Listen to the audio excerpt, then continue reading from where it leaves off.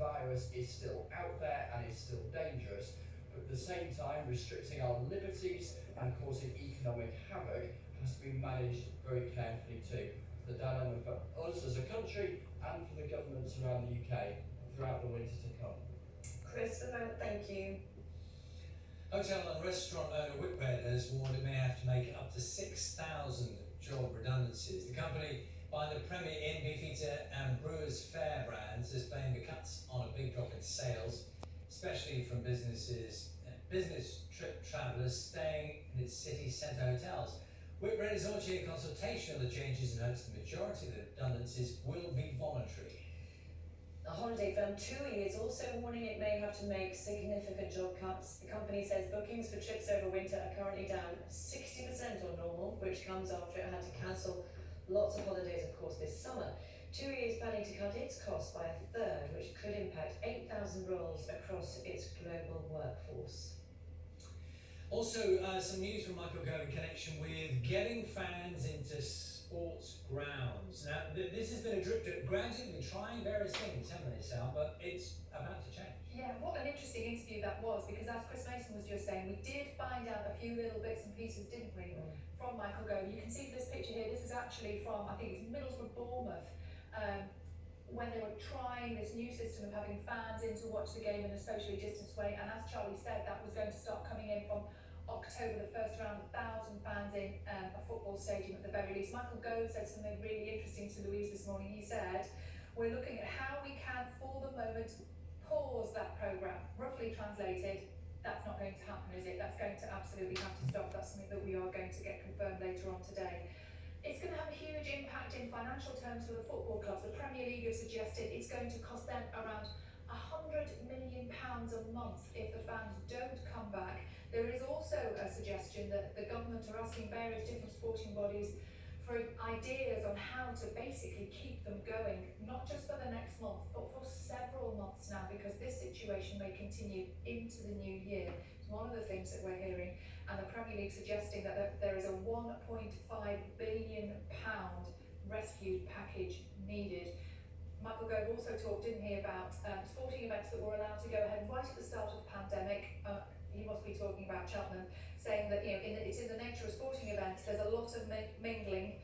People look back now at the beginning of the pandemic and ask the question why they were allowed to go ahead. There are changes afoot, aren't there? I love your question though. Why is it less dangerous to be in the pub than to be outside in a football stadium? Thank you. Stay with us. In just a couple of minutes, we're talking to last year's Bake Off winner about the new series. Yes, which starts tonight. First, it's good. Last, look at the headlines where you are this morning.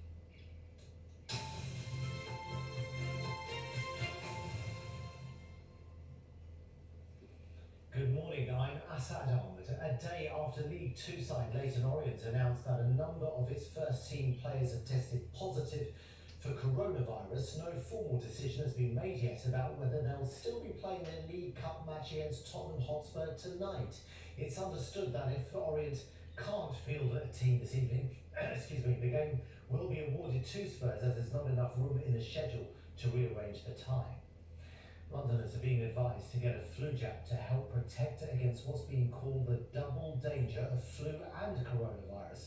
Research shows people can catch both diseases at the same time with serious and sometimes fatal consequences. Anyone over the age of 50 is eligible for the jab. Let's take a look at the travel situation now. We'll take a look at the tube board first of all. This time yesterday was looking dreadful. It's been looking good all this morning with a good service on all lines, apart from that planned closure on the Waterloo and City line, but nothing serious. On the roads, there's still congestion on the North Circular and Bounds Green following a collision by Brownlow Road earlier on this morning. Look at the weather forecast now, and another dry day similar to yesterday with similar temperatures too, before cooler weather starts to move in from tomorrow. Well, if you have time, do go to our website to watch a video on making it cool for men to wear wigs. A company in South East London is trying it for black men. We'll also show it on BBC One at 1:30. Have a good morning. Bye-bye.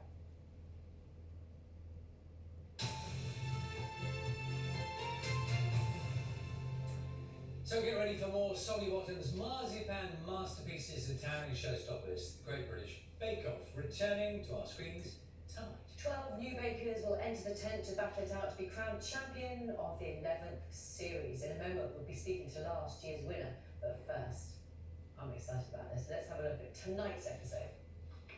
Bakers, you have 30 minutes left. Surprising how the time just flies, doesn't it? When you're having fun. Who just said they're having fun? Okay, we just have to go through. God, you don't have stress in your life. Yeah, I've never been this stressed, mate. As the fondant goes on, Speak to me, Mr. Bryson.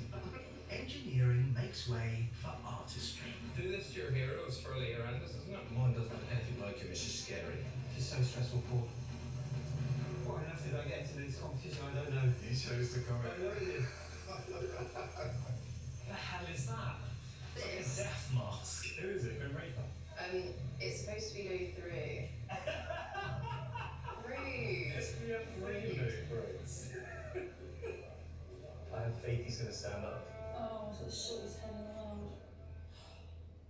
Looks like fun, doesn't it? Good to see it back. Let's speak to last year's winner, David Afton, who joins us. And the TV critic, Scott Bryan, with us as well. Scott, first of all, let's deal with the sort of elephant gatto in the room. How is it that they're allowed to do it as normal? Because people are looking at it thinking, well, you know, where's the social distancing? Can you give us a setup? So they went to extreme lengths. Essentially, they made everybody quarantine for 9 days first. They then put it into a secure location, essentially a giant bubble for more than 130 people, so nobody could go home. And that meant that with rigorous testing and everyone being essentially cut off from the outside world, they didn't have to adhere to social distancing. And it meant, most importantly, that the Hollywood handshake is a possibility still, which has been a question I've been asked many times. Do you know what? I was watching it and that was exactly what I thought. So in theory, I mean, we know they're only on very special occasions, Hollywood handshake, so that could happen. It could happen, yes. I mean, you know, it is that sort of debate about whether it's been happening too often and so forth. But I think it's important for viewers to kind of have a sense of normality in a show, because every other TV show has had to make big considerations between the horizontal